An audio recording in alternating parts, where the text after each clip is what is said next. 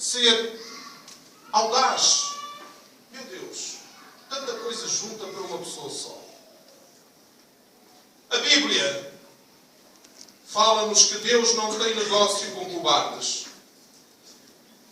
É a Bíblia que fala, não é o pastor Eduardo. A Bíblia diz mesmo que de negócio, Deus não tem negócio com gente que não é compromissada, com gente que não leva as coisas ao bom porto. Então nós temos que ser audazes e nós temos também que ser eficazes. O apóstolo Paulo, meus amados, escreve claramente e nos diz que em tudo tem que haver ordem e decência. O próprio apóstolo Paulo nos mostra que não importa como o Evangelho é pregado. Importa é que ele seja pregado. Pastor, então como é essa história? Calma, meus amados. No dia do juízo, as contas da justiça é com Deus. Não importa. Importa é que ele seja pregado. Diante de vós está um homem com 1,85 m, mas vos diz claramente e de forma humilde que é o mais pequeno que aqui está. Sempre usei esta expressão, sempre continuarei a usar esta expressão, porque tal e qual como hoje ouvi, assim faço uso, que diminua eu e que cresça sempre todos vós, em nome de Jesus. Esta palavra bíblica é uma palavra forte. Todos nós temos uma essência e nós todos temos também uma passagem bíblica na nossa vida. Hoje é um culto de missões. Pelo caminho dizia ali aquela princesa: pois é, nunca fui pregador de estudar mensagens, nunca trouxe esboço de mensagens, deixo que o Espírito Santo de Deus coloque em mim aquilo que o povo precisa ouvir.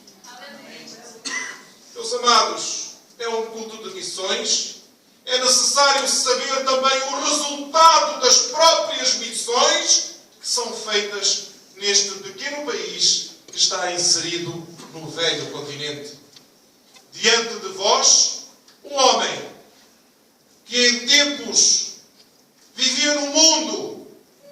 O mundo, afinal de contas, presbítero Ralph, oferece-nos tanta coisa. O mundo lá fora oferece-nos tudo, mas não oferece aquilo que nós recebemos aqui dentro. O mundo lá fora nos pode dar tudo, mas não nos dá o direito do nosso nome estar escrito no livro da vida. O mundo lá fora nos pode dar tudo, mas nós nunca iremos conhecer a verdade, o caminho, a vida. O mundo pode oferecer tudo, meus amados, mas nós nunca e através do mundo iremos conhecer o Salvador.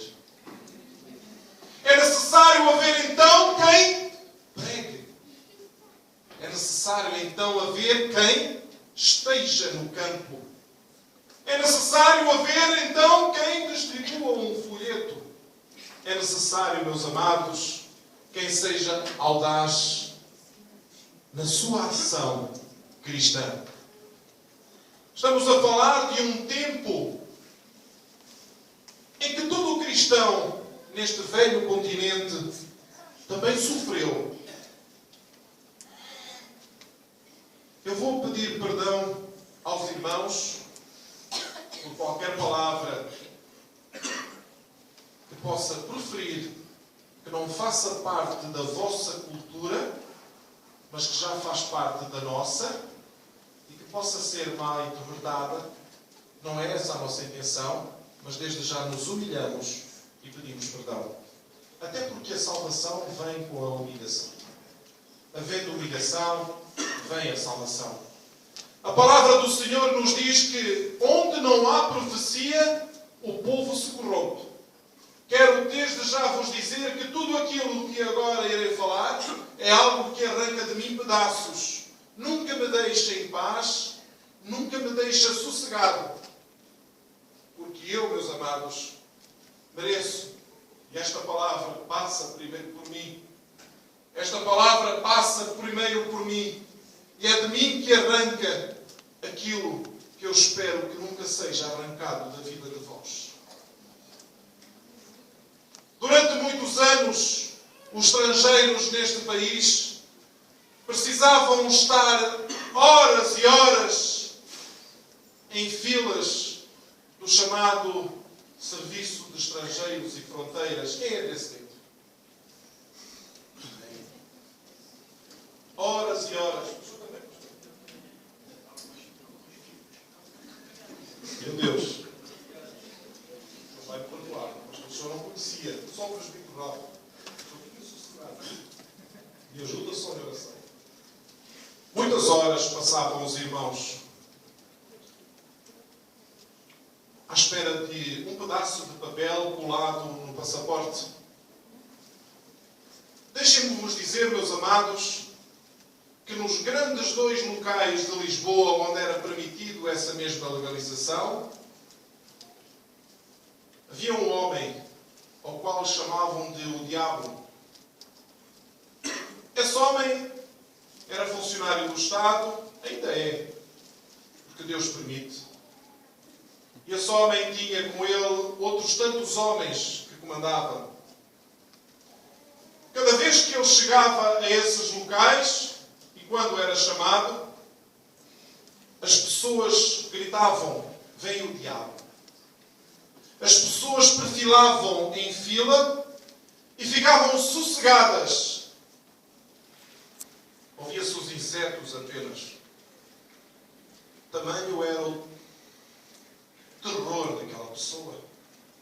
Tamanho era o pavor que as pessoas tinham àquele homem.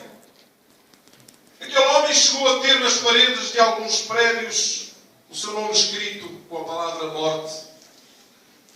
Aquele homem era um pai duro, um pai severo, um marido austero. Um homem que nunca sorriu para os filhos. Um homem que nunca sorriu para a esposa.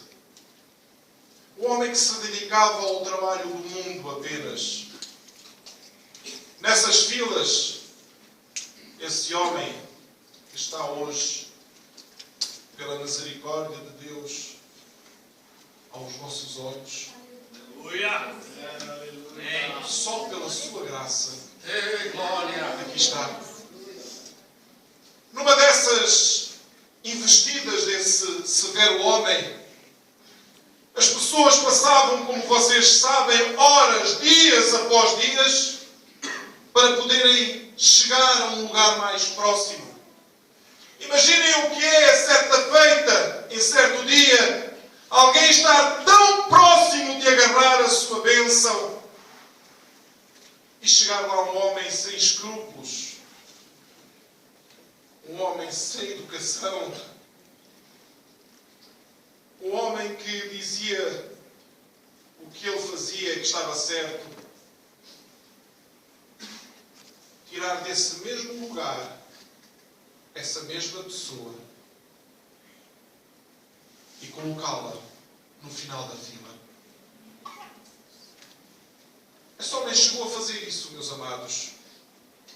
A primeira vez que esse homem foi confrontado com a palavra de Deus foi quando mandou os seus homens arrancarem do chão uma jovem e colocá-la no fim da fila, porque ela não se colocou em pé à passagem desse homem. Tal e qual como nos relata a Bíblia, nem todos se prostraram aos pés dos reis, nem todos se colocaram de joelhos, apenas aqueles que adoravam a Deus, ao nosso Deus, o fizeram. Essa mulher, por desobedecer a essa ordem, essa mulher foi arrancada do seu lugar e foi colocada no final da fila. Quero-vos dizer, para vos adiantar, que no dia seguinte, quando esse homem chegou, e fazendo a sua ronda com... Como é que vocês chamam? Chamamos aqui o bastão, como é que chama? Com o cacetete, com a parte metálica, o divertimento desse homem era ouvir as rótulas dos joelhos. Era rude. E quando chegou quase ao fim, lá estava essa jovem novamente. Chorava muito. Eu me recordo. E quando eu, na altura, me lembro, pastor, dei um chute naquela jovem dizendo: estou aqui, porque é que não se levanta? Quando ela olhou para mim, eu me recordei que era a jovem do dia anterior. Aquele homem, se era mau, pior ficou. Porque era uma desobediência. Deixa agora a igreja perceber uma coisa. Aquela mulher, hoje, o pastor Eduardo entende que aquela mulher clamava a Deus. Que aquela mulher nunca desistiu de pedir a Deus.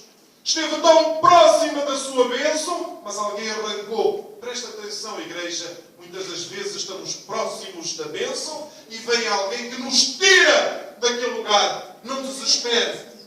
Aguarde o tempo de Deus. Não desespere, igreja. Espere o tempo de Deus. Não questione Deus. Apenas e só clame. Ora. E aquela jovem era o que estava a fazer. Vejam o poder de Deus, meus santos. Quando este homem arranca aquela jovem daquele lugar e quando vai mais para trás, o poder de Deus se manifesta na vida daquela jovem. E este homem é humilhado e pela força divina faz 360 graus e leva a jovem para a porta do Serviço de Estrangeiros e Fronteiras. Não só por aí. O poder de Deus, meus amados, é inquestionável. E aquele homem, juntamente com aquela jovem, desce as escadas do Serviço de Estrangeiros e Fronteiras, bate à porta do inspetor